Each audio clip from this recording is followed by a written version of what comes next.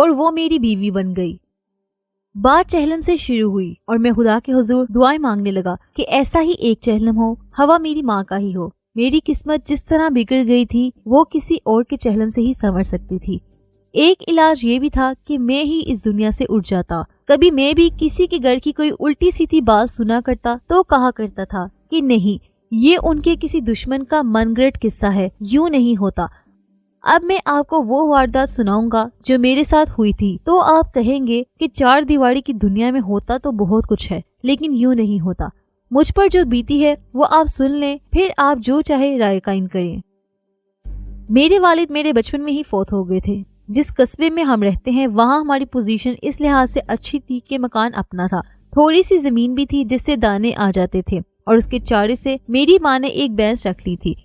گھر کے ہم 2 ہی افراد تھے، ایک ماں دوسرا میں۔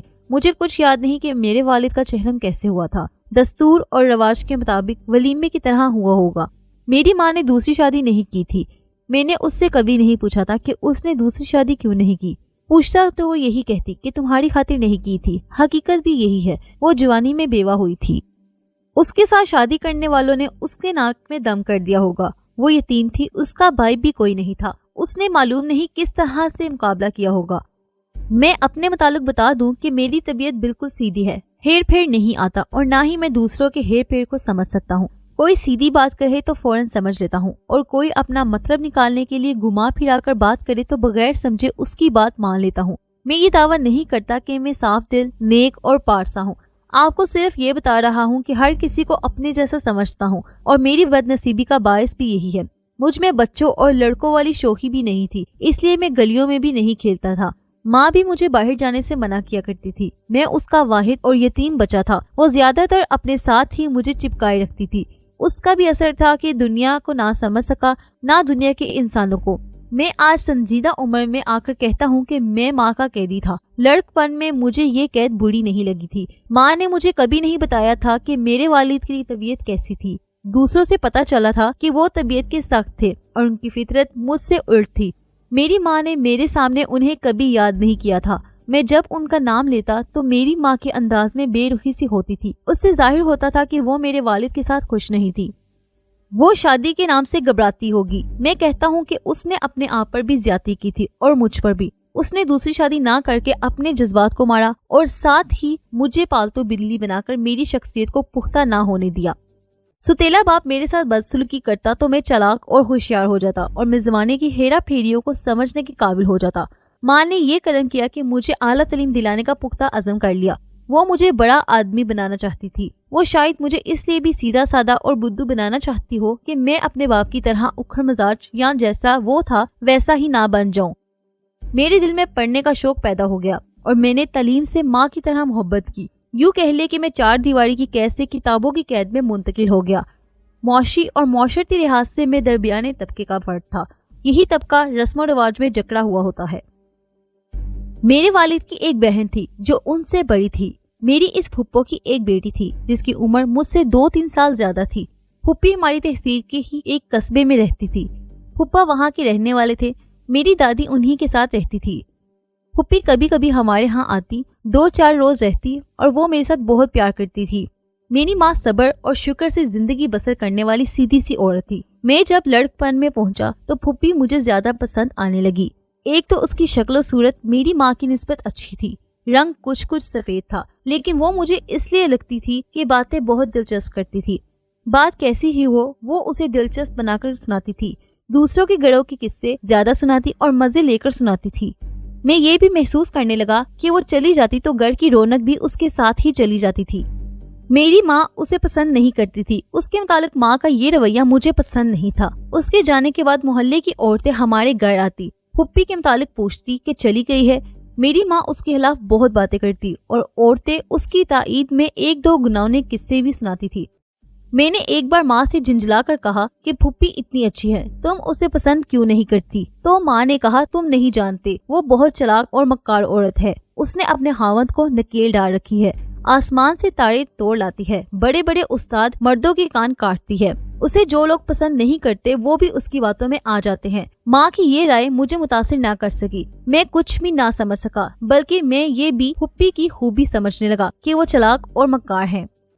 मेरी दादी बहुत बुरी हो गई थी, हमारे घर आने के काबिल नहीं रही थी, गाड़ी का सफर नहीं कर सकती थी। मेरी माँ फुप्पी के घर कभी मातम या शादी पर गई होगी, महज मिलने मिलाने के लिए कभी नहीं गई थी। मेरे फुप्पा कभी कभार आते थे, वो खामोश तबीयत के इंसान थे और कुछ मुझसे मिलते जुलते थे। मैंने मैट्रिक पास करके एफए किया और इंजीनियरिंग की डिग्री के पीछे पड़ गया। मेरा रुझान इसी तरफ था, मेहनत की और ये डिग्री भी ले ली। इस वक्त डिग्री याफ्ता इंजीनियर्स की कमी थी, मुझे थोड़ी सी कोशिश से सरकारी नौकरी मिल गई। मैंने माँ का ख्वाब पूरा कर दिया। उसने मुझ पर कभी जाहिर नहीं होने दिया था कि वो मेरी तालीम के अखराजात किस तरह पूरे करती रही है। मुझे कोई और शौक तो था नहीं। लाहौर जैसे शहर में हॉस्टल में रहते हुए भी मैंने अपने साथियों की तरह फैशन नहीं किया, सिनेमा की आदत ना डाली और कपड़े मामूली पहनकर वक्त गुजारा। जरूरियात के लिए माँ से जब भी और जितने भी पैसे मांगे उसने दे दिए। मुलाजिम हुए अभी 6 महीने गुजरे होंगे कि दादी की वफात की इत्तला मिली। मैं अपनी नौकरी में था। मुझे माँ ने खत लिखा कि दादी फोत हो गई है और वो वहाँ जा रही है। मैंने फुप्पी को अफसोस का खत लिख दिया। 10-12 दिनों बाद मुझे फुप्पा का खत मिला। उसने लिखा था कि मेरी फुप्पो की दिली ख्वाहिश है कि मैं दादी की वफात पर तो ना पहुंच सका, उसके चहलम पर जरूर आऊं। उन्होंने चहलम की तारीख भी लिख दी। मैंने 10 दिनों की छुट्टी का इंतजाम पहले से ही कर लिया, लेकिन माँ को ना लिखा कि मैं भी दादी के चहलम पर जा रहा हूँ। मैं चहलम की तारीख से 2 रोज पहले ही घर चला गया। माँ को बताया कि मैं चहलम पर जाने के लिए आया हूँ। माँ इस तरह खामोश होगी जैसे उसे मेरी ये बात पसंद ना आई हो। मैंने माँ से खामोशी की वजह पूछी तो उसने कहा कि तुम्हारी कोई जरूरत तो नहीं थी, अब आ गए हो तो चले जाना। जाना तो मैं भी नहीं चाहती, लेकिन दुनिया को भी मुंह दिखाना होता है, जाना ही पड़ेगा। मैं महसूस कर रहा था कि माँ नहीं चाहती कि मैं वहाँ जाऊं, लेकिन अब वो मुझ पर इस तरह हुक्म नहीं चला सकती थी जिस तरह लड़पन में चलाया करती थी। मैं अब उसका कमाऊ बेटा था, इसलिए भी मेरा एहतराम करने लगी थी। हम चहलम के रोज सुबह की गाड़ी में बैठे और फुप्पी के कस्बे में जा उतरे। मैं पहली बार फुप्पी के घर दाखिल हुआ। वो तो खाते पीते लोग थे, उनका घर हमारे घर की निस्बत बहुत अच्छा था। मैंने पहली बार अपनी फुप्पी जात बहन को देखा। माँ की तरह अच्छी शक्ल सूरत और हंसती खेलती तबीयत वाली थी। फुप्पी तो मेरी बलाए लेती ना थकती थी। वहाँ मेहमानों का ये आलम था जैसे शादी हो रही हो। दरवाजे के सामने देगों की कतार आग पर रखी थी। एक कमरे में एक मौलवी साहिब और उसके शागिर्द कुरान पढ़ रहे थे। जो दिन गुजरता जा रहा था, मेहमान बढ़ते जा रहे थे। औरतें बच्चों समेत आ रही थी। मर्दों के खाने का इंतजाम साथ वाले घर के सहन में किया गया था। ये तो ज़ियाफत थी। हमारी बरादरी के 1-2 घर ही थे, बाकी मेहमान मोहल्ले के और मेरे फुप्पा के मिलने वाले थे। ये एहतमाम महज नमाइश के लिए किया जा रहा था। मेहमानों में से कोई भी खत्म कुरान और दुरूद फातिहा में शरीक ना हुआ। सब खाने का इंतजार कर रहे थे। खाना आया तो सब टूट पड़े। मेरे फुप्पा की दी हुई ये ज़ियाफत कोई नई बात नहीं थी। हमारे मुआशरे में नमूदो नुमाइश के लिए और नाक के तहफ़्फ़ुज़ के लिए लोग ब्याह शादियों और चहलम वगैरह पर इसी तरह रुपया पैसा तबाह करते और मकरूज होते हैं। लोगों का ये रवैया होता है कि खा पीकर भी बातें बनाते हैं और नुक्ताचीनी करते हैं। वो अमूमन इस किस्म की बातें करते हैं कि फलां इतना गरीब है लेकिन उसने इनसे भी ज्यादा अच्छा वलीमा दिया या चहलम किया था। ऐसा एक भी नहीं होता जो किसी गरीब से कहे कि ना भाई तुम इन बेबुनियाद रस्मों के काबिल नहीं हो, बेकार में खर्चे ना करो। क्योंकि ये खाने पीने वाले मेहमान जानते हैं कि कल परसों उन्हें भी ये रस्में पूरी करनी पड़ेंगी, इसलिए वो दूसरों से बढ़ चढ़ कर खर्च करते हैं, मगर लोगों की बातों और तनकीद से बच नहीं सकते। मैं समझ नहीं सकता कि ऐसा क्यों होता है। लोगों का रवैया इतना जालमाना होता है कि वो अपने बाल बच्चों को भी साथ लाते हैं और इतना ज्यादा खाते हैं जैसे कई रोज के भूखे हों। हर घर से एक आदमी बुलाया जाता है लेकिन पूरा कुंबा आ जाता है। यूं मालूम होता है कि जैसे ना चहलम करने वालों को ख्याल है कि उनके घर का एक फर्द मर गया है, ना चहलम की दावत उड़ाने वालों को। हम अपनी बदबख्तियों के जिम्मेदार खुद हैं और हमारी सबसे बड़ी बदबख्ती ये है कि हम तस्लीम नहीं करते कि हम जो कुछ कर रहे हैं ये हमारे मजहब के मुनाफी है, और जो कुरान हम चहलम पर मौलवी और उसके पेशावर शागिर्दों से खत्म कराते हैं उसमें अल्लाह और अल्लाह के रसूल सल्लल्लाहु अलैहि वसल्लम का ये हुक्म बड़ा साफ है कि ये बेजा अखराजात गुनाह है। मगर जो मुआशरा इससे ज्यादा घिनौने जराइम और कबीरा गुनाहों का इर्तिकाब कर सकता है वो बेजा अखराजात के खिलाफ कैसे बात सुनेगा। मैं और 4 दीवारी की दुनिया की एक लड़की ऐसे ही एक गुनाह का शिकार हुए हैं। ये वारदात यूं हुई कि दादी के चहलम का जश्न खत्म हुआ, मकामी मेहमान रुखसत हो गए। बाहर से जो बुलाए गए थे वो सुबह नाश्ता करके रुखसत हुए। मेरी माँ तैयार होने लगी तो फूफी उसके बगल गैर हुई। उसके आंसू बहने लगे। कहने लगी कि ये मेरे भाई की निशानी को यानी मुझे तुम पहली बार मेरे घर लाई हो। इसे यहाँ देखकर मुझे अपना भाई इतना याद आया है कि सारी रात आंख नहीं लगी, रोती रही हूँ। खुदा के लिए मुझ पर रहम करो, इसे 2-3 दिनों के लिए यही रहने दो। तुम भी रह सकती हो तो रह जाओ, लेकिन मैं तुम्हें रोकूंगी नहीं। पीछे तुम्हारा घर खाली पड़ा है, जमाना बड़ा खराब है। मुख्तसर ये कि फुप्पी के आंसुओं और उसकी जज्बाती बातों ने सब पर ऐसा असर किया कि मेरे भी आंसू निकल आए। मेरी माँ और फुप्पा का भी यही हाल हुआ। फुप्पी बैन करने लगी और उसने मुझे गले लगा लिया। मेरी जज्बाती हालत बिगड़ने लगी। फुप्पा ने मेरे माँ से कहा कि शफकत को 2-3 दिनों के लिए यहीं छोड़ जाओ, वरना ये फुप्पी पागल हो जाएगी। उसके दिल में माँ के मरने का दुख भी है। मेरी माँ में जरा सी भी चालाकी नहीं थी। अब तो वो भी जज्बात में आ गई थी। उसने मुझे बाकी छुट्टी वहीं गुजारने की इजाजत दे दी। मेरी छुट्टी के अभी 6-7 रोज बाकी थे। मैंने ये कुर्बानी दी थी।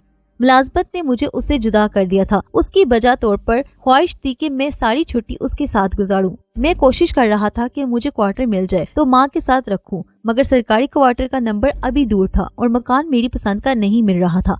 माँ को मैं फुप्पी के घर से स्टेशन तक ले गया। गाड़ी आई और मैंने उसे गाड़ी में बिठा दिया। इंजन ने विसल दी तो माँ ने मुझे कहा 1-2 दिन रहकर आ जाना, 2-3 दिन मेरे पास गुजारना और ख्याल रखना कि फुप्पी बड़ी चालाक है। उसने एक बार मुझे किसी की ज़बानी पैगाम भेजा था कि मैं इसकी बेटी का रिश्ता तुम्हारे लिए लेने आऊं। माँ शायद कुछ और भी कहना चाहती थी, लेकिन गाड़ी चढ़ पड़ी थी। मैं आहिस्ता आहिस्ता गाड़ी के साथ साथ जा रहा था। गाड़ी तेज होने लगी तो माँ ने कहा ये उसकी बड़ी पुरानी ख्वाहिश है, कहती है कि तेरे अब्बा की भी यही ख्वाहिश थी जब तुम पैदा हुए थे। माँ बात पूरी ना कर सकी। गाड़ी तेज हो गई थी और मेरे आगे प्लेटफॉर्म पर किसी का सामान पड़ा था। मुझे रुकना पड़ा। गाड़ी चली गई और मैं अपनी शादी के मुतालिक सोचने लगा। मैंने इससे पहले शादी के मुतालिक नहीं सोचा था। मेरी सोच अपनी माँ पर ही मरकूज रहती थी। उसने मेरे लिए अपनी जवानी और अपना मुस्तकबिल कुर्बान किया था। इस रुतबे तक मुझे मेरी माँ ने पहुँचाया था। मैं सबसे पहले माँ का हक उसकी खिदमत करके अदा करने का तहिया किए हुए था। मैं लाहौर में मकान की तलाश इसी को साथ रखने के लिए कर रहा था। अब माँ मेरे कान में ये बात डाल गई कि फुप्पी मुझे अपना दामाद बनाना चाहती है और मैं पैदा हुआ था तो मेरे वालिद ने भी इसी ख्वाहिश का इजहार किया था। शादी के मामले में मेरी अपनी कोई पसंद नहीं थी, बल्कि ये कह ले कि कोई इरादा भी नहीं था, लेकिन फुप्पी और वालिद मरहूम की ख्वाहिश मेरे दिमाग पर सवार हो गई। फुप्पी से वैसे ही मुतासिर था और मैं अपने वालिद की रूह को भी खुश करना चाहता था। मैंने ये इरादा किया कि माँ से कहूँगा कि फुप्पी के यहाँ जाकर उसकी बेटी का रिश्ता मांग लो। मैं माँ को रुखसत करके फुप्पी के घर की तरफ जा रहा था तो मैं तसव्वुरों में अपनी शादी करता जा रहा था।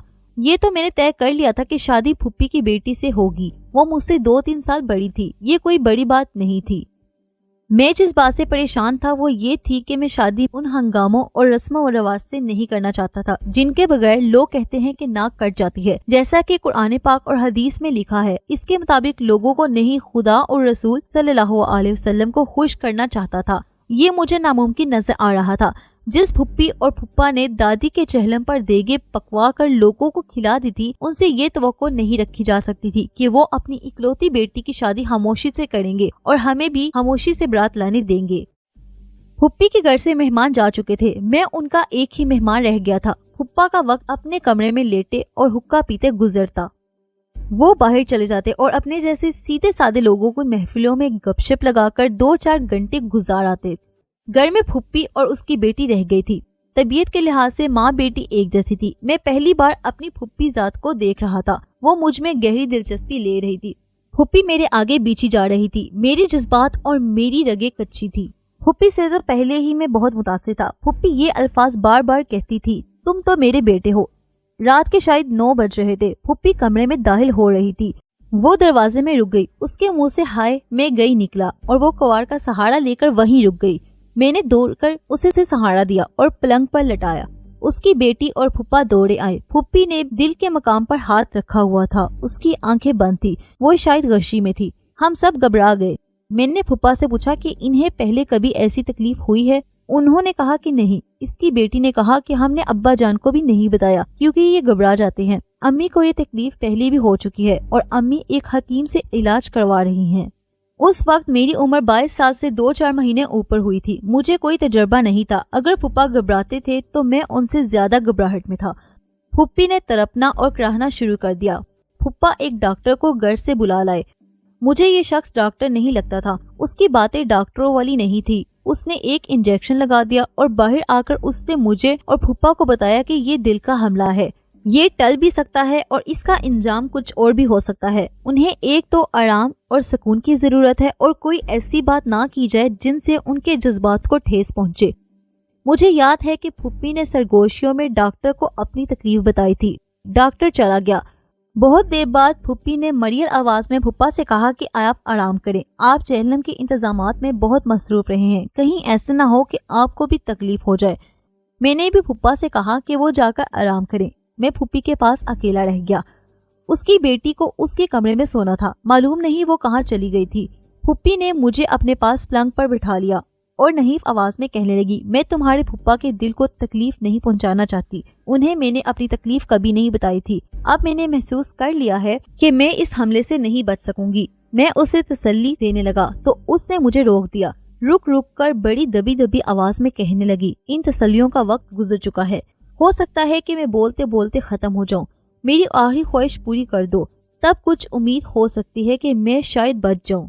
تم جب پیدا ہوئے تھے تو میرے بھائی نے مجھے کہا تھا کہ تمہاری بیٹی میرے بچے سے 2.5-3 سال بڑی ہے، پھر بھی میرے ساتھ وعدہ کرو کہ یہ تم میرے بیٹے کو دو گی۔ تم میری اکیلی بہن ہو اور میں تمہارا اکیلا بھائی، اور میری خواہش ہے کہ ہم دونوں کی نسل آگے بڑھے اور پھلے پھولے۔ میں نے پھپھی کو زیادہ بولنے سے روکنا چاہا، اس سے تکلیف بڑھنے کا خطرہ تھا، لیکن پھپھی نے کہا، میری پوری بات سن لو۔ میں چپ ہو گئی تو ایسا نہ ہو کہ تم ساری عمر پچھتاتے رہو کہ پھپھی معلوم نہیں کیا کہنا چاہتی تھی۔ میں قبر سے نکل کر بات پوری کرنے نہیں آ سکوں گی۔ خدا کو شاید یہی منظور تھا کہ تم چہلم پر آ گئے اور میں نے تمہیں روک لیا۔ یہ سبب خدا نے بنایا ہے۔ میں نے تمہارے باپ سے وعدہ کیا تھا کہ اپنی بیٹی تمہارے بیٹے کو دوں گی۔ تم ابھی 1 سال کے نہیں ہوئے تھے کہ ایک روز اطلاع ملی کہ تمہارا باپ بیمار ہے اور آخری دموں پر ہے۔ میں تمہارے گھر پہنچی، میرا اکلوتا بھائی میرے ہی انتظار میں تھا۔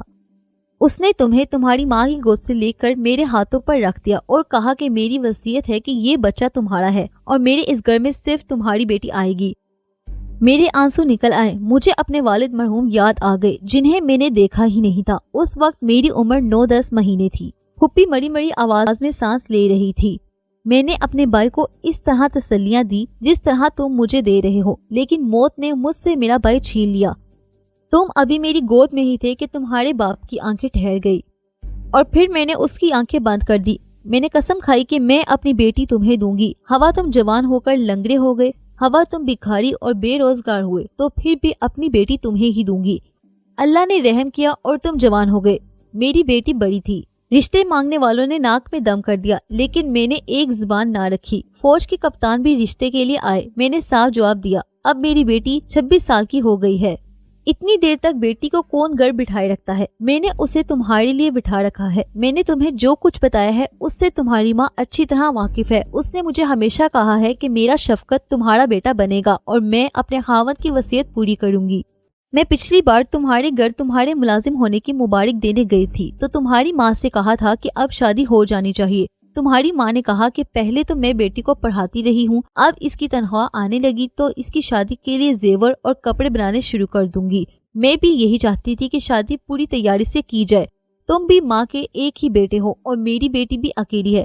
میں بھی تمہاری ماں کی طرح سارے ارمان ایک ہی بار اس طرح پورے کرنا چاہتی تھی کہ سارا شہر ہمیشہ یاد رکھتا۔ میں اسے کہنے ہی لگا تھا کہ میں ارمان پورے کرنے پر پیسہ تباہ کرنے کا قائل نہیں، لیکن وہ خود ہی بول پڑی، مگر خدا کو کچھ اور ہی منظور ہے۔ اب تو صرف یہ دیکھنے کے لیے زندہ رہنا چاہتی ہوں کہ میری بیٹی تمہاری دلہن بن گئی ہے۔ وہ ہچکیاں لے لے کر رونے لگی اور اس نے پھر دل پر ہاتھ رکھ کر تڑپنا اور کراہنا شروع کر دیا۔ اس کی آنکھیں کبھی بند ہو جاتی اور کبھی اس طرح کھل جاتی جیسے ڈیلے باہر آ جائیں گے۔ اس کی بیٹی اندر آ گئی۔ ماں کو دیکھ کر وہ رونے لگی۔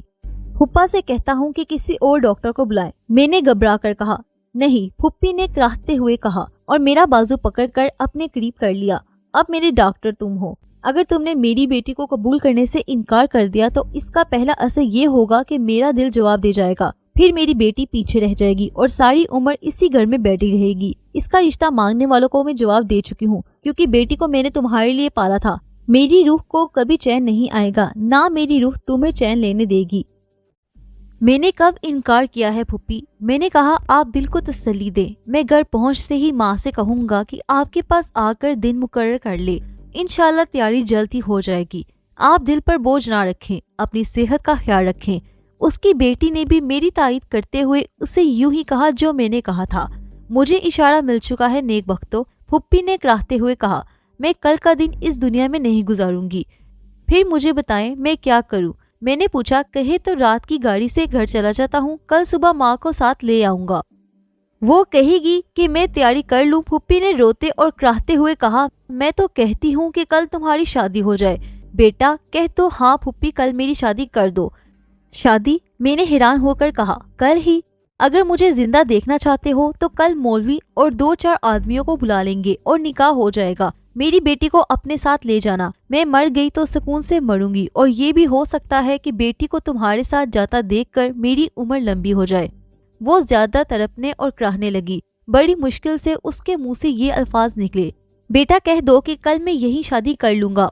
उसकी बेटी माँ के ऊपर गिर पड़ी और वो भी रोने लगी। मैं सर से पांव तक कांपने लगा। फुप्पा अपने कमरे में बड़े मजे की नींद सो रहा था। खुदा के लिए मेरी अम्मी की बात मान ले, उसकी बेटी ने मुझे रोते हुए कहा। नहीं तो ये मर जाएगी। ये मर गई तो मैं समझूंगी कि मेरा बाप भी मर गया है। मैं अपनी माँ को तो ले आऊं, मैंने कहा। उसके बगैर शादी कैसे होगी? वो मेरे मरने के बाद ही आएगी शफकत बेटा, फुप्पी ने तकलीफ से कांपती हुई आवाज में कहा। ये सब झूठी रस्में हैं। वो खुश होगी कि किसी रस्म और हर्ष के बगैर ये फर्ज अदा हो गया है। वो तो हाँ कह चुकी है। कल वो यहाँ थी तो उससे बात हुई थी। वो हर तरह से रजामंद है। कहती थी कि आप बड़ी हैं, जैसे चाहे करें। ये वो फुप्पी थी जिसे मैं इसलिए चाहता था कि हंसमुख और दिलचस्प बातें करने वाली औरत है। इसे मैं इस अजियत में नहीं देख सकता था। उसकी शादी की तजवीज बड़ी अजीब थी कि मैं माँ को भी ना बुलाऊं और खामोशी से निकाह हो जाए, लेकिन इससे मेरी ये ख्वाहिश पूरी हो रही थी कि बेकार रस्मों पर पैसा बर्बाद नहीं होना चाहिए। फुप्पी ने ऐसी फिजा पैदा कर दी थी कि मुझ जैसा सीधा आदमी सवाए हाँ के कुछ भी नहीं कर सकता था। मैंने हाँ कह दी। फुप्पी ने सुकून का सांस लिया, लेकिन उसकी तकलीफ कम नहीं हो रही थी। आधी रात के वक्त उसे नींद आने लगी। ये शायद इंजेक्शन का असर था जो डॉक्टर लगा गया था। उसकी जब आंखें बंद होती तो मैं उसे कुछ और ही समझा। मैंने उसकी नब्ज देखी, ठीक चल रही थी। उसकी बेटी मेरे साथ उसके पास बहुत देर बैठी रही। जब यकीन हो गया कि ये नींद है तो मैंने उसकी बेटी से कहा कि वो इसी कमरे में सो जाए और खुदा ना करे जरूरत पड़े तो मुझे बुला ले। मेरी चारपाई साथ वाले कमरे में बिछाई गई थी। मैं उस कमरे में चला गया। नींद नहीं आ रही थी, दिल पर डर भी था और घबराहट भी। कभी ख्याल आता कि मैं अपनी फुप्पी के लिए कुर्बानी दे रहा हूँ, जिससे मेरे वालिद मरहूम की रूह भी खुश हो जाएगी। इस ख्याल से मुझे दिली सुकून मिलता, मगर माँ का ख्याल आते ही मैं परेशान हो जाता। मालूम नहीं उसने मेरी शादी के क्या क्या प्रोग्राम बना रखे थे। मैं उसकी गैर हाजिरी में शादी कर रहा था। ऐसे ही मुतज़ाद ख्याल आते और मुझे खुश भी करते रहे और परेशान भी। इस कश्मकश में मेरी आंख लग गई। मुझे फुप्पी की बेटी ने जगाया। सुबह हो गई थी। मैं घबराकर उठा और अपनी फुप्पी ज़ात से पूछा कि फुप्पी कैसी है। उसने बताया कि मामूली सा अफाका है, आपने मेरी माँ को बचा लिया है। फुप्पी ज़ात कहने लगी, मैं आपकी ये कुर्बानी सारी उम्र नहीं भूलूंगी। मैं आपके पाँव दो दो कर पीऊंगी। फिर कदरे शर्मा कर बोली, अम्मी ने अब्बा जान से कह दिया है कि 10-11 बजे मौलवी को और 2-3 आदमियों को बुला लाएं। आप नहा धो लें, आपके पास कपड़ों का दूसरा जोड़ा है वो पहन लें। एक अजीब सा खौफ था जो मेरे दिल पर सवार था। मैंने फुप्पी की बात तो मान ली, लेकिन मैं ये फैसला नहीं कर सका था कि मेरा ये कदम सही है या गलत। मैं जब फुप्पी के कमरे में गया तो मैंने उसकी रात वाली हालत में कोई अच्छी तब्दीली नहीं देखी थी। डॉक्टर को फुप्पा ले आए थे। उसने कोई उम्मीद अफजा बात नहीं की थी। दवाई दे दी और साथ ये मशवरा भी दिया कि लाहौर म्यू अस्पताल में ले जाओ, लेकिन ये भी कहा कि इस हालत में ले जाना खतरनाक है। फुप्पी को अपनी मौत का गम नहीं था। वो इस इंतजार में थी कि उसकी बेटी की शादी मेरे साथ हो जाए।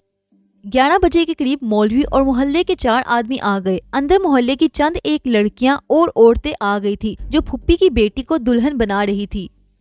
मर्दों को मेरे फुप्पा ने फुप्पी की हालत और ख्वाहिश बताकर कहा कि इसकी खातिर बेटी की शादी जल्दी में और खामोशी से की जा रही है। औरतों को भी यही बताया गया था। मर्दों ने फुप्पा की बात पसंद की और तारीफ भी की। मौलवी ने मेरा निकाह पढ़ डाला। अंदर से भी गवाह कबूल करा लाए और मैं शादीशुदा लोगों में शामिल हो गया। मौलवी और उसके साथ आए हुए आदमियों की तवाज़ा चाय और मिठाई से की गई। औरतों के लिए भी यही इंतजाम था। सब लोग चले गए तो मैं अपनी दुल्हन के साथ फुप्पी के सामने जा खड़ा हुआ। उसके होंठों पर मुस्कुराहट आ गई और वो उठ बैठी। उसने हम दोनों की बलाई ली, मेरा सर चूमा और अपनी बेटी को गले लगाया। میں نے دیکھا کہ پھپھی کے چہرے میں رونق آ گئی تھی. اس کی آنکھیں اب مریضوں کی طرح نہیں تھی. اس میں یہ تبدیلی دیکھی اور مجھے خوشی ہوئی. میں نے وہ دن وہیں گزارا, رات بھی وہیں گزری. رات تک پھپھی اٹھ کھڑی ہوئی. اس کی آواز مریضوں والی نہیں رہی. گھر میں عورتیں آتی رہیں اور وہ انہیں بتاتی رہی کہ بیٹی کا جہیز اس کے ذمہ قرض ہے, جو چیزیں اور زیورات تیار ہیں وہ ساتھ بھیج رہی ہے. میں دوسرے دن اپنی دلہن کو ساتھ لے کر رخصت ہوا. دلہن کا ایک ٹرک تھا جس میں اس کے کپڑے اور زیورات تھے. پھپھی نے مجھے کہا کہ وہ بہت جلد جہیز تیار کر کے بیچ دے گی.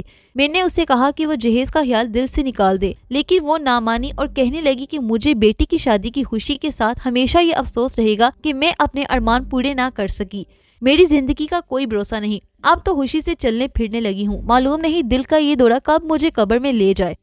میں جب اپنے گھر میں داخل ہوا تو آگے آگے میں تھا. ماں مجھے دیکھ کر میری طرف دوڑی. خوشی سے اس کا چہرہ دمک اٹھا, مگر میرے پیچھے جب میری دلہن داخل ہوتی تو ماں جہاں تک پہنچی تھی وہیں رک گئی.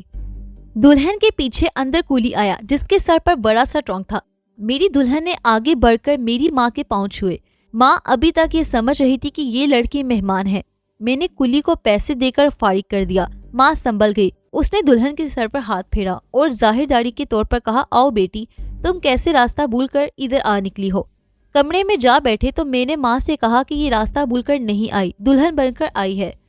کل ہماری شادی ہو گئی ہے. ماں پر اس کا یہ اثر ہوا کہ مجھے دیکھ کر اس کے چہرے پر جو رونق آئی تھی وہ بجھ گئی. چہرہ زرد ہو گیا, آنکھیں ٹھہر گئی, ہونٹ کھل گئے اور مجھے یہ فکر ہونے لگا کہ ماں پر پھپھی والا دورہ پڑ گیا ہے. اسے چپ لگ گئی. یہ کیفیت سکتے والی تھی. میں کچھ گھبرایا لیکن میں خاموش نہ ہوا. ماں کو بتاتا چلا گیا کہ یہ شادی کس طرح ہوئی ہے. میں نے اپنی رضامندی اور خوشی کا بھی اظہار کیا. اسی پھپھی کے اچانک دل کے دورے کی پوری بات سنائی اور پھپھی نے جو باتیں کی تھی وہ بھی سنائی. اگر تم میرے بیٹے ہو تو ابھی اس کٹنی کو گاڑی پر بٹھا کر گھر بھیج دو. میری ماں بم کی طرح پھٹ پڑی. اس کے دل کے دورے کو میں اچھی طرح جانتی ہوں. وہ مری کیوں نہیں, نقاب پڑھا کر وہ اٹھ کیوں بیٹھی. جوانی میں اسے دل کے دورے زیادہ پڑ رہے تھے. لوگ اسے بھی جانتے ہیں اور اس کے خاوند کو. اس عورت کی جوانی نئے سے نئے ڈاکٹروں, ہٹے کٹے حکیموں اور پیروں عاملوں کے پاس گزری ہے. اپنے خاوند کو یہ اندھا کر کے اسے انگلیوں پر نچا رہی ہے. اس کا خاوند مرد نہیں گائے ہیں. بیوی نے جہاں باندھ دیا وہیں ڈیر ہو گیا. ماں نے میری دلہن کی طرف بازو لمبا کر کے انگلی کا اشارہ کیا اور دانت پیس کر بولی, اور یہ لڑکی معلوم نہیں کس ڈاکٹر, حکیم یا کون سے پیر کی اولاد ہے. پہلے ماں پر سکتے والی خاموشی تاری تھی. وہ بولی تو مجھے چپ لگ گئی. مجھے زیادہ حیرت اس پر تھی کہ میری ماں اتنے زیادہ غصے بلکہ اناب میں بول رہی تھی. اسے تو ویسی ہی سیدھی اور بدھو عورت سمجھتا تھا جیسے میں تھا. اس کا چہرہ جو زرد ہو گیا تھا غصے سے سرخ ہو گیا. مجھے بھی غصہ آنا چاہیے تھا لیکن نہیں آیا. میں تو کچھ سوچنے کے قابل نہیں رہا تھا. ماں کے منہ میں جو آیا وہ کہتی چلی جا رہی تھی. میری دلہن کے آنسو بہ رہے تھے. میں نے اس کے آنسو دیکھے تو اسے دوسرے کمرے میں بھیج دیا. پھر ماں سے کہا کہ جو کچھ بھی ہوا ہے اس میں اس لڑکی کا کیا قصور ہے. میں یہ تسلیم کرتا ہوں کہ اگر پھپھی نے مجھے دھوکہ دیا ہے تو یہ میری بھی غلطی ہے کہ میں جذبات میں آ کر دھوکے میں آ گیا. اب مجھے اور زیادہ پاگل نہ بناؤ. مجھے بتاؤ کہ یہ قصہ کیا ہے. ماں میری فطرت کو اچھی طرح سمجھتی تھی. اسے مجھ پر رحم آ گیا اور وہ آرام آرام سے مجھے بتانے لگی کہ پھپھی نے مجھے کس طرح دھوکہ دیا ہے. مجھے پہلی بار پتا چلا کہ میری ماں دنیا کو خوب سمجھتی ہے. اس نے مجھے بتایا کہ میرے والد مرحوم نے میری پھپھی کو اس کی کرتوت کی وجہ سے دھتکار رکھا تھا. اس کی شادی جس آدمی کے ساتھ ہوئی اس میں معلوم نہیں کیسی کیسی کمزوریاں تھی. میری پھپھی خوبصورت بھی تھی اور آوارگی کی حد تک ہنسنے والی کھیلنے والی تھی. اس کی شادی جلدی کر دی گئی کیونکہ اس کے چال چلن کے متعلق لوگ باتیں کرنے لگے تھے. خاوند اس کے مطلب کا نہیں تھا. پھر ہم یہی سننے لگے کہ وہ بیمار رہتی ہے, سسرال میں ہو یا میکے میں. وہ ڈاکٹروں اور حکیموں کے پاس جاتی اور پھر پیروں کے پاس جانے لگی. کوئی بات چھپی نہیں رہ سکتی. سب کو پتا چل گیا کہ وہ بلا وجہ ڈاکٹروں اور حکیموں کے پاس جا کر معائنے کراتی رہی اور کوشش کرتی ہے کہ زیادہ سے زیادہ وقت انہی کے پاس گزارے. اس طرح وہ بدنام ہو گئی. صرف خاوند تھا جو شاید شرافت کی وجہ سے چپ تھا. وہ واقعی اسے بیمار سمجھتا تھا اور اس کا مرید غلام بنا رہا. پھپھی اتنی ہنسمکھ اور زبان کی اتنی میٹھی تھی کہ اس کے اخلاق کو جاننے والے بھی اسے پسند کرتے تھے اور اس کی باتوں میں آ جاتے تھے. اس کا دل کا مرض اتنا مشہور تھا کہ ڈاکٹر اور حکیم یہ جانتے ہوئے کہ اسے کوئی مرض نہیں اسے کہتے تھے کہ ہاں تمہیں دل کا مرض ہے. ماں نے مجھے بتایا کہ جس ڈاکٹر کے متعلق تم کہتے ہو اسے دیکھنے آیا تھا اس کے ساتھ تو تمہاری پھپھی کی دوستی بڑی پرانی اور گہری ہے. اس نے تمہارے پھپھا کو یقین دلا رکھا ہے کہ تمہاری پھپھی دل کی مریض ہے اور اسے ہمیشہ سکون میں رکھا کرو. उसी की मर्जी के खिलाफ कोई बात ना हो। माँ ने बताया कि मेरे वालिद मरहूम ने उसके साथ बोलचाल बंद कर रखी थी। उसने मेरी दादी पर अपना जादू चला रखा था और उसे इसलिए अपने पास रखा हुआ था कि दादी के हाथ में कुछ रकम और जेवरात थे। थोड़ी सी जमीन भी थी जो दादी के नाम थी। फुप्पी ने ये जमीन फरोख्त करके ये रकम भी अपने पास रख ली थी।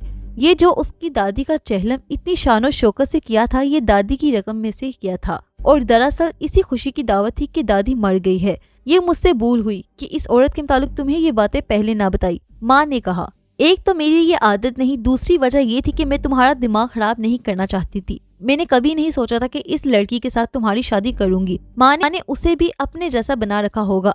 अगर माँ ने नहीं बताया तो उस पर माँ का असर जरूर होगा कि तुमसे 3.5 साल बड़ी है। चहलम के बाद तुम्हारी फुप्पी ने आंसू बहाकर तुम्हें वहाँ रोक लिया तो मैं समझ गई थी कि ये तुम पर अपना जादू चलाना चाहती है और तुम्हें यही कहेगी कि तुम इसकी बेटी का रिश्ता कबूल कर लो। ये तो मेरे गुमान में भी नहीं आया कि अपनी बेटी के साथ तुम्हारा निकाह पढ़ाकर तुम्हारे साथ रुखसत कर देगी। मैंने गाड़ी में बैठकर तुम्हें खबरदार किया था कि ये औरत बहुत चालाक है, इससे बचकर रहना।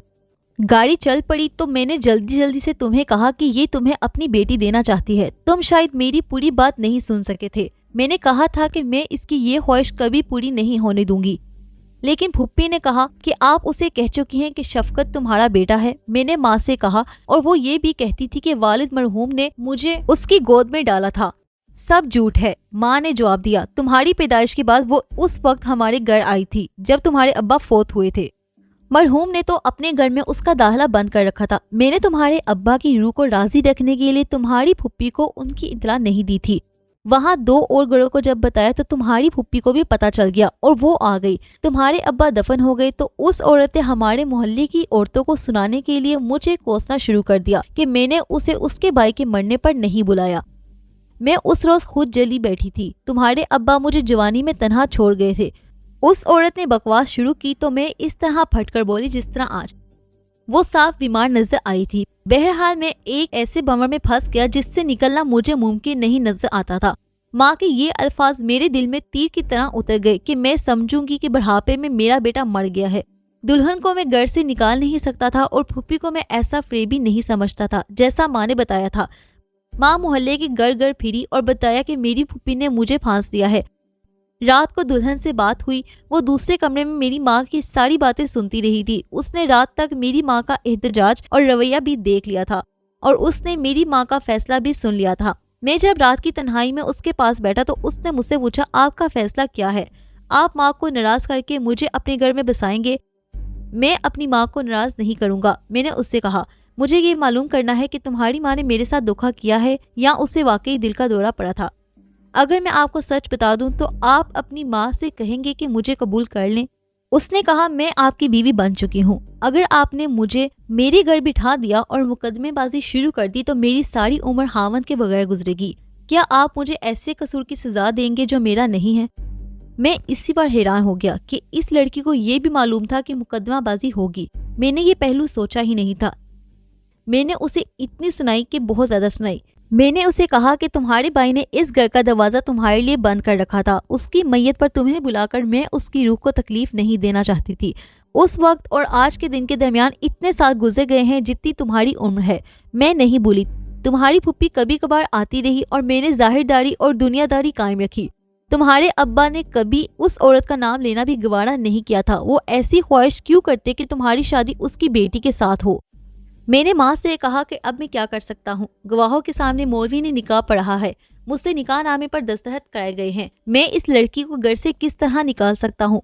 माँ ने साफ कह दिया, मैं इस लड़की को इस घर में नहीं रहने दूंगी। अगर तुम उसे अपनी बीवी समझते हो तो उसे अपने साथ लाहौर ले जाओ। जवानी में हावत मर गया था, बुढ़ापे में समझूंगी कि बेटा मर गया है। माँ उठी और बाहर निकल गई। मैं ये नहीं कर सकता था कि मेरी माँ ने फुप्पी के मुतालिक जो कुछ मुझे बताया है वो सब झूठ है, मगर मैं ये मानने के लिए भी तैयार नहीं था कि फुप्पी इतनी ज्यादा खराब और मक्कार औरत है जितनी मेरी माँ बता रही थी।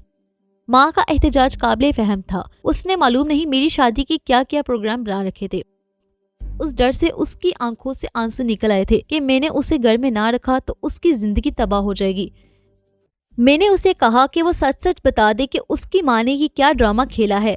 आपकी माँ ठीक कहती है कि मेरी माँ को दिल की तकलीफ नहीं। उसने कहा, मेरे अब्बा बिल्कुल ढीले डाले और काम काज और जिम्मेदारियों से भागने वाले आदमी हैं। डॉक्टरों वगैरह के पास जाना मेरी माँ की आदत है। आप जब कॉलेज पढ़ते थे तो एक रोज मैंने अपनी माँ से कहा कि मेरा रिश्ता आपके साथ करें। माँ ने कहा उसकी माँ के पास है ही क्या, अभी ये भी मालूम नहीं कि लड़का पढ़कर कैसी नौकरी में लगेगा। इस लड़के की माँ मुझे वैसे भी अच्छी नहीं लगती, अगर लड़का पढ़कर अच्छी तनख्वाह पर लग गया तो मैं उसे फांस लूंगी। उस दौरान मेरी माँ मेरे लिए लड़के देख रही थी। उसने 3 घरों में कहलवाया, तीनों ने जवाब दे दिया। वो मेरी माँ की बुरी शोहरत की वजह से मुझे कबूल करने को तैयार नहीं थे। तीनों घरों से जवाब मिला, जैसी माँ थी वैसी बेटी होगी। माँ मायूस हो गई, उससे ज्यादा मैं मायूस थी जिसका मुस्तकबिल का सवाल था। फिर आप मुलाजिम हो गए।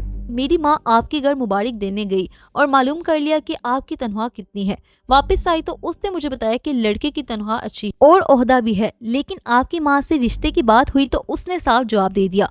आपकी माँ ने मेरी तरह ये भी कहा था कि मैं अपने खावंद की रूह को तकलीफ नहीं पहुंचाना चाहती। मेरी माँ ने अपने मुंह पर हाथ फेर कर कहा कि मैं तुम्हारी शादी इसी लड़की के साथ करवाऊंगी। वो कभी कभी आपके घर जाया करती थी। खुदा ने ये मौका पैदा कर दिया कि नानी मर गई। चहलम पर आपको बुलाने के लिए मेरी माँ ने आपको हाथ लिखवाया और आप अपनी माँ के साथ आ गए। मेरी माँ को ये तवक्को थी कि आप अकेले आएंगे। वो आपके साथ माँ को देखकर परेशान हो गई। मेरी माँ ने ये तरीका इख्तियार किया कि आपके अब्बा मरहूम को याद करके अपने आंसू निकाले और आपको रोकने के लिए ऐसी जज्बाती बातें की कि आप रुक गए और आपकी माँ चली गई। मेरी माँ ने मुझे बताया कि वो रात को दिल के दौरे का बहाना करेगी और आपको जज्बात में लाकर फांसेगी। मैंने उसे कहा कि वो ऐसा ना करे, ऐसे डोंग कामयाब नहीं हुआ करते। उसने कहा कि लड़का बिल्कुल बुद्धू है और मेरे साथ उसे बहुत प्यार है, वो बाद में आ जाएगा। मैंने उसे फिर भी रोका। उसने कहा मैंने मर्दों को नचाया है, ये तो मेरे सामने दूध पीता बच्चा है। रात को उसने दिल के दौरे का बहाना बनाया। आप पर उसका उससे ज्यादा असर हुआ जितना वो समझती थी कि होगा। उसने जो बातें करके आपको शीशे में उतार लिया, वो सुनकर मेरे भी आंसू निकल आए थे। मुझे भी यकीन होने लगा कि उसे वाकई दिल का दौरा पड़ा है और ये जिंदा नहीं रहेंगी। आप उसकी बात मानकर सोने के लिए चले गए तो मैंने घबरा कर माँ से पूछा कि अम्मी ठीक तो हो। वो हंस पड़ी और कहने लगी, देखा तुम भी ये दाव सीख लो। अब उसके कमरे में जाओ और उसे रोको और कहो मेरी अम्मी को मरने से बचा लो। मैंने कहा नहीं माँ, मैं नहीं जाऊंगी। उसने कहा जाओ, कोई हर्ज नहीं, कल मैं उसे तुम्हारा खामद बनाऊंगी। मैंने माँ से ये भी कहा था कि आपकी माँ को बुला ले। उसने जवाब दिया कि उसकी माँ कभी नहीं मानेगी। निकाह हो गया तो उस माँ का बाप भी कुछ नहीं कर सकता। मैं आपके कमरे में गई और मेरी माँ ने जो डोंग रचाया था उसमें मैं भी शरीक हो गई। मैंने आपसे कुछ भी नहीं छुपाया। अब आपकी मर्जी है कि मुझे बसा लें या दुत्कार दें। मैं आपकी बीवी हूँ, पूरी वफादारी करूंगी। मुझे चक्कर आ रहे थे। यकीन करने को जी नहीं चाहता था कि एक औरत इस किस्म की अदाकारी कर सकती है। मुझे गुस्सा आने लगा, लेकिन फुप्पी की बेटी पर रहम भी आने लगा। मैं उसी वक्त उस कमरे से निकलकर माँ के पास जा बैठा और उसे अपनी दुल्हन की सुनाई हुई सारी बात सुना दी। माँ ने कहा कि अब भी इस लड़की को बीवी बनाकर रखोगे जो अपनी माँ के डोंग में शरीक थी और रात को तन्हाई में तुम्हारे पास चली गई। वो कभी तुम्हारी वफादार नहीं रह सकती। वफा मैंने की है। तुम्हारे अब्बा जवानी में फौत हुए तो मैंने दिल में कसम खाई थी कि इस शख्स के बच्चे को सुतेले बाप के हवाले नहीं करूंगी। मैंने जवानी अपनी कसम में गाल दी। हालांकि तुम्हारे अब्बा ने मेरे साथ कभी अच्छा सलूक नहीं किया था। रिवाज के मुताबिक दूसरे दिन मुझे दुल्हन को उसके घर ले जाना था। मैं रात उसके कमरे में ना गया, माँ के कमरे में सोया। उसके साथ जो ट्रंक आया था वो ना माँ ने खोला और ना ही मैंने। ये ट्रंक अगली सुबह इसी तरह उठवाकर मैंने दुल्हन को साथ लिया, गाड़ी में बैठा और उसे घर ले गया। फुप्पी हशाश पिशाश थी। हशाश पिशाश तो वो निकाह के फौरन बात हो गई और दिल का दौरा खत्म हो गया था। माँ ने मुझे बता दिया था कि फुप्पी के घर जाकर मुझे क्या करना है। मैंने वैसे ही किया। वहाँ पहुँचते ही फुप्पी से कहा कि मैं सिर्फ रस्म पूरी करने आया हूँ, कल सुबह लाहौर पहुँचना है, मैं 1 मिनट के लिए भी नहीं रुक सकता। जाते ही क्वार्टर किराए के मकान का बंदोबस्त कर लूंगा और उसे ले जाऊंगा। माँ के साथ मेरी लड़ाई हो गई है और उसे वहाँ ना बेचना, मैं उसे लाहौर अपने साथ रखूंगा। फुप्पी को मैंने बोलने की मोहलत ना दी और उल्टे पांव वहाँ से भाग आया। गाड़ी का कोई वक्त नहीं था, बसों के अड्डों पर गया और बस से अपने घर आ गया।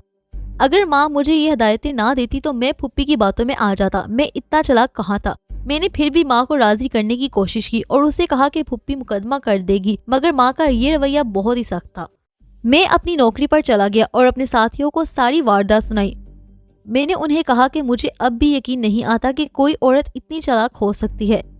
मेरे एक बूढ़े साथी ने कहा कि तुम मियाँ दुनिया को समझने की कोशिश करो। तुम्हारी फुप्पी जैसी औरतों की हमारे मुआशरे में कमी नहीं। बुद्धू और सीधे साधे खावंदों की बीवियों में ऐसी भी होती हैं जो हलूसी नियत से घर का कारोबार अपने हाथ में लेकर खावंद की इज्जत कायम रखती हैं और ऐसी भी होती हैं जिन्हें ऐसे हामदों से दिली तस्कीन नहीं होती। वो किसी न किसी बीमारी का बहाना करके डॉक्टरों और हकीमों के पास जाती रहती हैं। पीरों फकीरों से दुआएं और तावीज लेने के बहाने उनके हिजरों में वक्त गुजारती हैं। अगर यकीन ना आए तो जाकर देख लो, इस किस्म की औरतें जिन पीरों की मुरीद बनती हैं वो खूबरू और हट्टे कट्टे होते हैं। ऐसी औरतें हामदों को अपना मुरीद बनाए रखती हैं।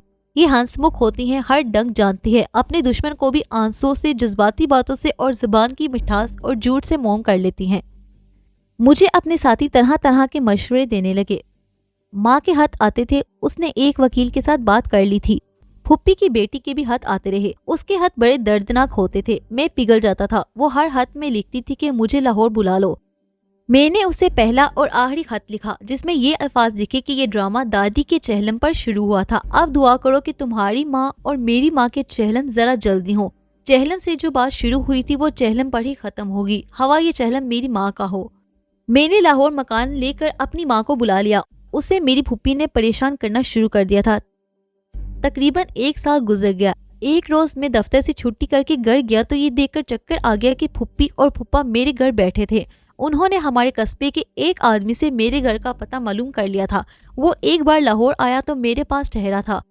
फुप्पी और फुप्पा ये देखने के लिए आए थे कि उनकी बेटी उन्हें बताए बगैर मेरे पास तो नहीं आ गई। मेरी माँ फुप्पी की तबीयत साफ कर चुकी थी। मालूम हुआ कि उनकी बेटी 3-4 रोज पहले जेवरात और कुछ रकम लेकर लापता है। फुप्पी और फुप्पा चले गए। हम माँ बेटा उसके बाद अपने घर गए तो पता चला कि फुप्पी की बेटी ने एक आदमी के साथ दोस्ताना गांठ रखा था। वो लापता हो गई और पता चला कि वो आदमी भी लापता है। 2 महीने बाद ये आदमी वापस आया। उसने बता दिया कि लड़की उसके साथ गई थी और वो उसे पाकिस्तान के एक बड़े शहर में छोड़ आया है। ये खबर मुझे लाहौर में इस तरह मिली थी कि ये आदमी खुद ही मेरे पास आ गया। उसने मेरे साथ दोस्ताना बातें की और मुझे बताया कि शादी के बाद उस लड़की ने उसके साथ राहो रस्म पैदा की थी। उस आदमी ने मुझे कहा कि मैं तलाक लिख दूं क्योंकि मैं उससे अपने घर तो ला नहीं रहा। मैंने खुदा का शुक्र अदा किया और उसे तलाक लिख दी। उसने तलाक की तहरीर लिखकर मुझे बताया कि मेरी फुप्पी ने उससे 2000 रुपया वसूल कर लिया है और कहा है कि वो उसकी बेटी के साथ शादी कर ले और पुलिस तक नहीं जाएगी। शादीशुदा औरत को वर्गला कर ले जाना और तलाक के बगैर शादी करना जुर्म है। बहरहाल फुप्पी ने 2000 का सौदा मार लिया और मेरा मसला किसी के चहलम के बगैर ही हल हो गया। मैं अब अपनी माँ की पसंद की बीवी का खामद हूँ जो हर लिहाज से नेक है और मैं फुप्पा जैसा बुद्धू हामद नहीं हूँ। फुप्पी ने मेरी आंखें और मेरा दिमाग खोल दिया है।